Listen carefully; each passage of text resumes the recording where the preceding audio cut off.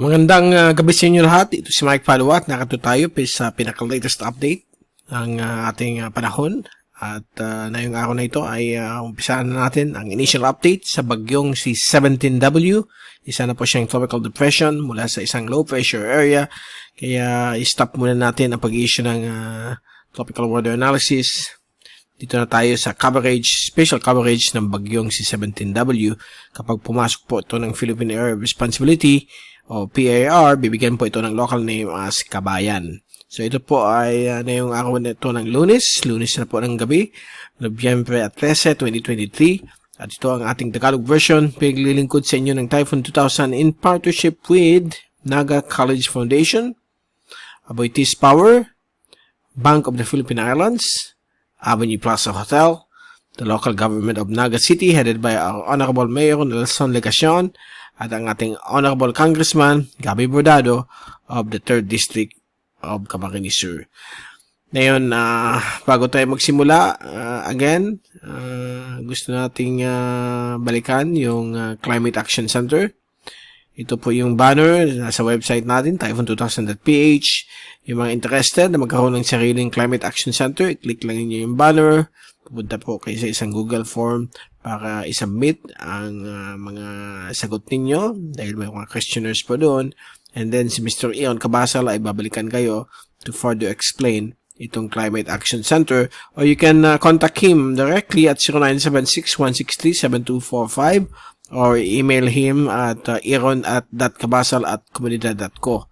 Ito pong Comunidad Climate Action Center ay napakaganda. Marami ng mga LGUs na nag-purchase ito. Okay? Para gamitin sa kanilang laban sa climate change. Okay?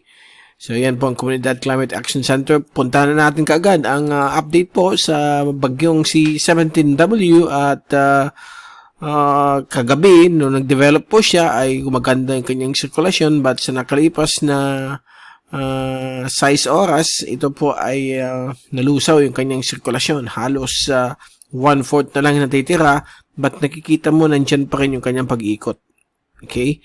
So, awaiting tayo dahil po hindi po ito halos kumikilos sa may southeast of Yap, kuha sa stationary. Samantala si 96W ay nandyan pa rin po, but still medyo disorganized po siya sa mga oras na ito.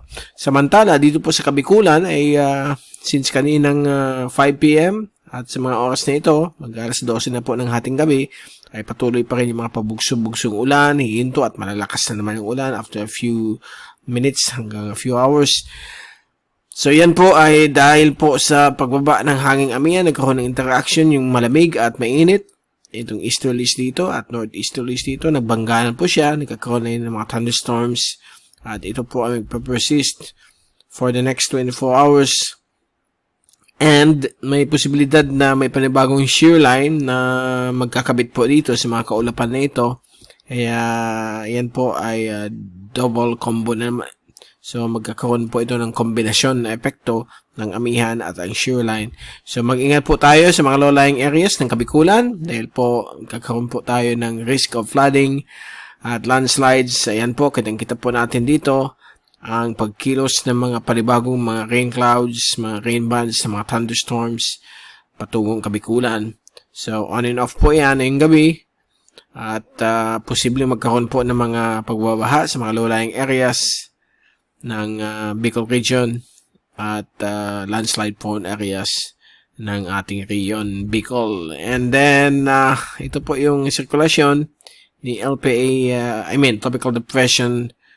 At ito po yung sirkulasyon ni Tropical Depression 17W. Halos hindi po siya fully organized.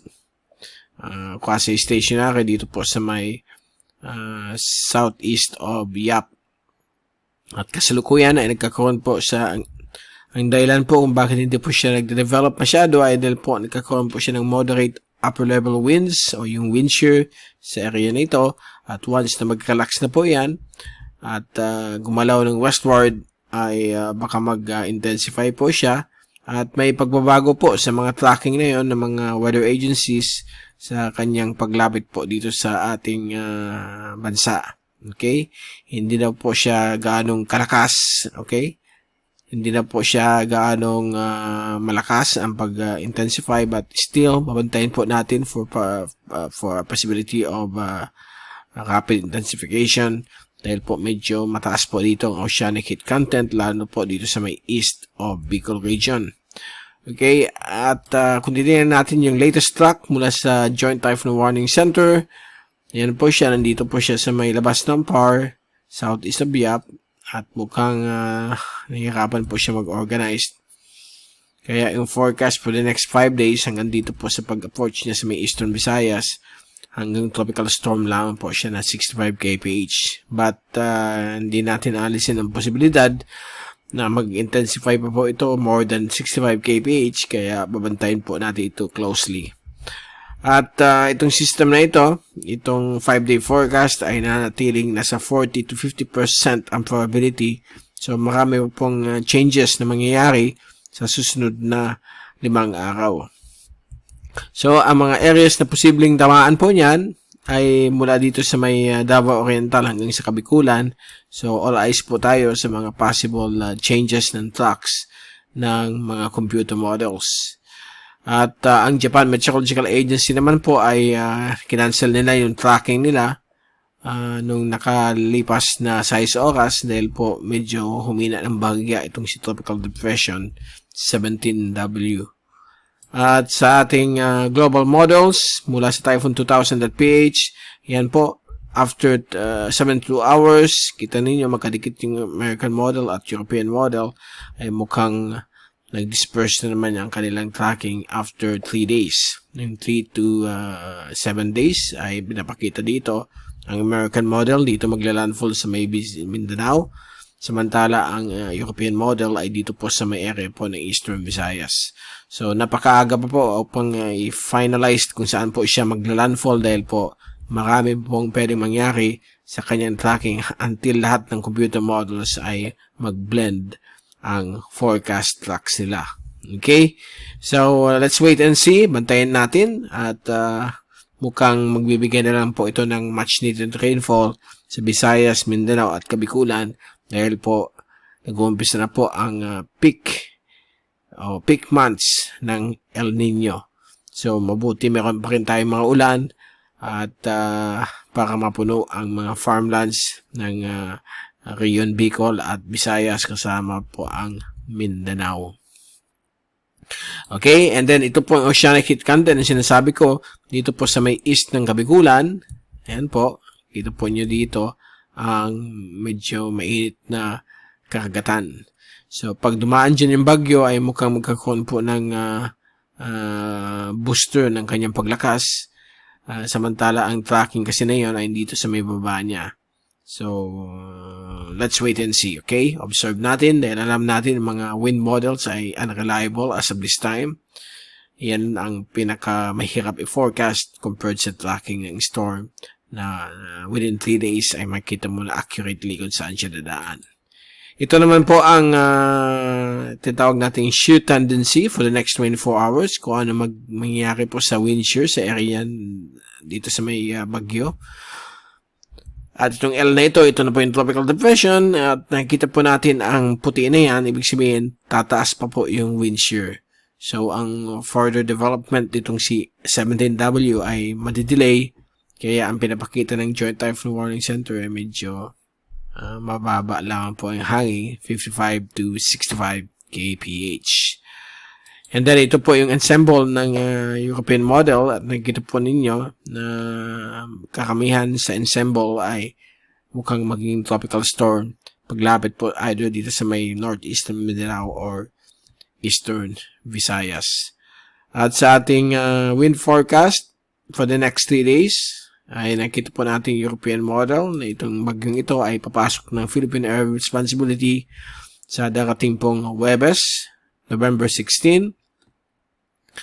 Kaya patuloy pa rin yung amihan at kombinasyon itong mga ulan-ulan na ito, mga thunderstorms dulot ng possible shear line at magkakaroon po tayo ng risk of flooding at landslides sa low-lying areas ng Bicol region at ibang portions po ng Silangan Luzon at Kabisayaan. At pagdating sa rain forecast, ayan po yung mga ulan. On and off po yan. So, bukas Tuesday sa umaga, wala masyado, pero may mga posibilidad na meron pa rin ulan. So, mag-continue po yan hanggang Wednesday habang nandyan po ang shearline at ang amihan. At pagdating ng Huwebes hanggang Friday at Saturday ay papalitan na po yan ng outer rain bands or yung sirkulasyon ng bagyong si 17W.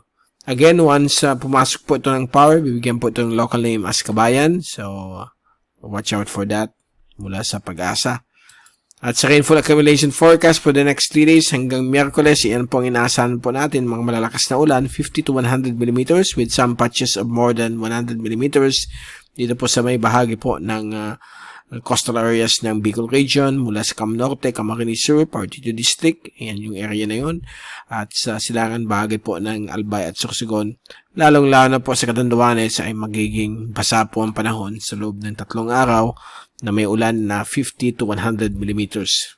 Sa mga oras na ito, nasa 30 mm na po ang ulan dito sa Naga City since 6 p.m. kanina.